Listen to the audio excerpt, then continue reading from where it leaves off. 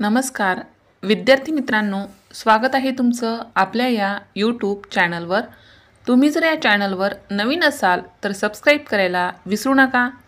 आज आपण पाहणार आहोत वर्ग 6वी विषय सामान्य विज्ञान, प्रथम सत्र परीक्षा किंवा सराव परीक्षा उत्तरासहित। गुण आहेत 50, वेळ 2 तास। ठिकाणी विद्यार्थ्यांनी स्वतःचे नाव लिहायचे आहे, दिनांक टाकायचे आहे, हजेरी क्रमांक व्यवस्थित लिहायचा आहे। चला तर मग पेपर सोडवायला आपण सुरुवात करूया। प्रश्न पहिला अ आहे, रिकाम्या जागी योग्य शब्द भरा। 5 गुण आहेत। पहिलं विधान आहे, पाण्याचे सतत रिकामी जागा होत असते। उत्तर बाष्पीभवन। पाण्याचे सतत बाष्पीभवन होत असते। दुसरं आहे, बाह्य त्वचेच्या थरांमधील पेशीत रिकामी जागा नावाचे रंगद्रव्य असते। उत्तर मेलॅनिन। बाह्य त्वचेच्या थरांमधील पेशीत मेलॅनिन नावाचे रंगद्रव्य असते। तिसरा आहे, गांडूळ हा रिकामी जागा प्राणी आहे। उत्तर सरपटणारा। गांडूळ हा सरपटणारा प्राणी आहे। 4, रेयॉनला रिकामी जागा नावाने ओळखले जाते। उत्तर रेयॉनला कृत्रिम रेशीम नावाने ओळखले जाते। 5वा आहे, शरीराच्या विविध क्रियांसाठी उपयुक्त अशा अन्नातील घटकांना रिकामी जागा म्हणतात। उत्तर शरीराच्या विविध क्रियांसाठी उपयुक्त अशा अन्नातील घटकांना पोषणद्रव्ये म्हणतात। अशा प्रकारे प्रश्न पहिला अ 5 गुणांसाठी आपण व्यवस्थित पूर्ण केला आहे। व्यवस्थित अगदी बरोबर उत्तरे लिहिली तर आपल्याला 5 पैकी 5 गुण मिळतात। प्रश्न पहिल्यामध्ये ब आहे, योग्य जोड्या लावा। 4 गुण।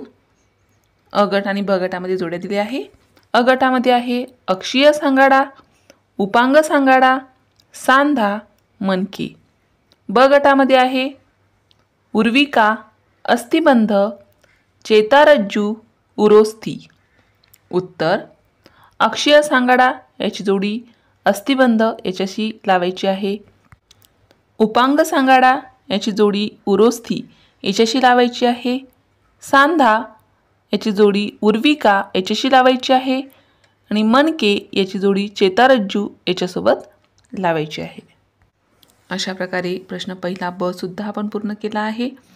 प्रश्न दुसरा अ आहे, चूक की बरोबर ते लिहा। 4 गुण आहेत। 4 विधानं दिली आहेत। पहिलं विधान आहे, शरीराच्या बाह्य आवरणाला त्वचा म्हणतात। उत्तर बरोबर। दुसरं आहे, जमीन आणि मृदा ही एकच असते। उत्तर चूक। तिसरं आहे, अमिबा हा बहुपेशीय प्राणी आहे। उत्तर चूक। आणि चौथं आहे, खाणकाम उद्योगाने भूकंपाचे प्रमाण वाढते। उत्तर बरोबर। प्रश्न दुसऱ्यामध्ये ब आहे, एका वाक्यात उत्तरे लिहा। 4 गुण आहेत। 4 प्रश्न आहेत। पहिला प्रश्न आहे, ॲनिमिया होण्याची कारणे कोणती आहेत? उत्तर रक्तातील लोहाचे किंवा हिमोग्लोबिनचे प्रमाण कमी होणे। दुसरा आहे, स्थितांबरात वायूंचे प्रमाण किती असते? उत्तर स्थितांबरात वायूचे प्रमाण सुमारे 78% नायट्रोजन, 21% प्राणवायू आणि 1% इतर वायू असते। तिसरा प्रश्न आहे, जलपर्णी पाण्यावर का तरंगते? उत्तर जलपर्णी पाण्यावर तरंगण्याचे मुख्य कारण म्हणजे तिच्या पानांमध्ये आणि देठांमध्ये असलेली हवेची पोकळी आणि तिचे हलके वजन। चौथा प्रश्न आहे, धातू कसे मिळवतात? उत्तर कच्च्या धातूमधून माती, वाळू, दगड आणि इतर अशुद्ध पदार्थ वेगळे करून धातू मिळवतात। प्रश्न तिसरा अ आहे, पुढील प्रश्नांची थोडक्यात उत्तरे लिहा। 4 गुण आहेत। 2 प्रश्न आहे। एका प्रश्नासाठी 2 गुण आहेत। तर पहिला प्रश्न आहे, टेरिलिनचा धागा कसा बनवतात? उत्तर रेलिन धागा हा एक कृत्रिम पॉलिस्टर धागा आहे।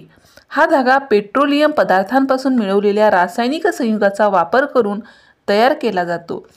टेरिलिन धागा मिळवण्याची प्रक्रिया ज्याला पॉलिमरायझेशन असे म्हणतात। दुसरा प्रश्न आहे, जंक फूड म्हणजे काय? जंक फूडचे सेवन जास्त प्रमाणात केल्यास काय होते? उत्तर जंक फूड म्हणजे असे पदार्थ जे खाण्यास चविष्ट असले तरी ज्यात उष्मांक म्हणजेच कॅलरीज, चरबी आणि मीठ, साखर यांचे प्रमाण खूप जास्त असते, पण पोषण घटक उदाहरण जीवनसत्वे, प्रथिने, तंतुमय पदार्थ जवळपास नसतात. अतिसेवनाचे परिणाम. जंक फूडच्या अतिसेवनामुळे शरीरात जास्त चरबी जमा होऊन लठ्ठपणा वाढतो आणि शरीराची पचनक्रिया बिघडते. प्रश्न तिसऱ्यामध्ये ब आहे, कारणे लिहा. 4 गुण आहेत, 2 प्रश्न आहे. एका प्रश्नासाठी 2 गुण आहेत. पहिला प्रश्न आहे, कागद वाचवणे काळाची गरज आहे. उत्तर, कागद वाचवणे ही आजची प्रमुख गरज आहे, कारण कागद निर्मिती आणि त्याच्या वापराचे पर्यावरणावर आणि नैसर्गिक संसाधनावर गंभीर परिणाम होतात. नैसर्गिक संसाधनाचे संरक्षण. कागद तयार करण्यासाठी मोठ्या प्रमाणात झाडांची तोड, लाकडी लगदा करावा लागतो. कागद वाचवल्यास जंगलतोड कमी होते. दुसरा प्रश्न आहे, प्लेटमध्ये उघड्यावर ठेवलेले रॉकेल नाहीसे होते. उत्तर, प्लेटमध्ये उघड्यावर ठेवलेले रॉकेल नाहीसे होते याचे मुख्य कारण बाष्पीभवन आहे. बाष्पीभवन प्रक्रिया. रॉकेल हे बाष्पीभवन होणारा द्रव आहे. या द्रवाचे रेणू सतत गतिमान असतात. प्रश्न चौथा अ आहे, फरक स्पष्ट करा. त्यासाठी प्रश्न दिला आहे, वृक्ष आणि झुडूप. 3 गुण आहेत. एका बाजूने वृक्ष लिहायचा आहे आणि दुसऱ्या बाजूने झुडूप लिहायचं आहे. वृक्ष यामध्ये पहिला मुद्दा आहे, उंच, मोठे आणि भव्य असतात. त्यांची उंची साधारणपणे 6 मीटर म्हणजे 20 फूटपेक्षा जास्त असते. झुडूप यामध्ये पहिला मुद्दा आहे, साधारणपणे लहान ते मध्यम आकाराचे असतात. त्यांची उंची साधारणपणे 6 मीटरपेक्षा कमी असते. वृक्ष यामध्ये दुसरा मुद्दा आहे, त्यांना एकच मुख्य जाड खोड असते. हे खोड मजबूत आणि काष्ठमय असते. झुडूप यामध्ये दुसरा मुद्दा आहे, त्यांना एक मुख्य खोड नसते. अनेक पातळ काष्ठमय खोड किंवा फांद्या जमिनीच्या अगदी जवळून फुटतात. वृक्ष यामध्ये तिसरा मुद्दा आहे, फांद्या जमिनीपासून बऱ्याच उंचीवर म्हणजे खोडाच्या वरच्या भागात फुटायला सुरुवात होते. झुडूप यामध्ये तिसरा मुद्दा आहे, फांद्या जमिनीच्या जवळून किंवा जमिनीच्या पातळीवरूनच फुटायला सुरुवात होते. वृक्ष यामध्ये त्यानंतरचा मुद्दा आहे, त्यांचा जीवनकाळ जास्त असतो, अनेक दशके ते शतके. झुडूप त्यांचा जीवनकाळ सामान्यतः कमी असतो, काही वर्ष ते काही दशके. वृक्ष यामध्ये आलेला मुद्दा आहे शेवटचा, उदाहरण आंबा, वड, पिंपळ, नारळ. झुडूप यामधला शेवटचा मुद्दा, उदाहरण जास्वंद, लिंबू, मेंदी, गुलाब. प्रश्न चौथा ब आहे, थोडक्यात टिपा लिहा. 4 गुण. कवटी.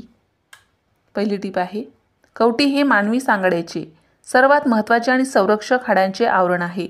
संरक्षण कार्य. कवटीचे मुख्य कार्य म्हणजे शरीरातील सर्वात नाजूक अवयव मेंदू आणि ज्ञानेंद्रिय, डोळे, कान, नाक यांचे बाहेरील आघातांपासून संरक्षण करणे आहे.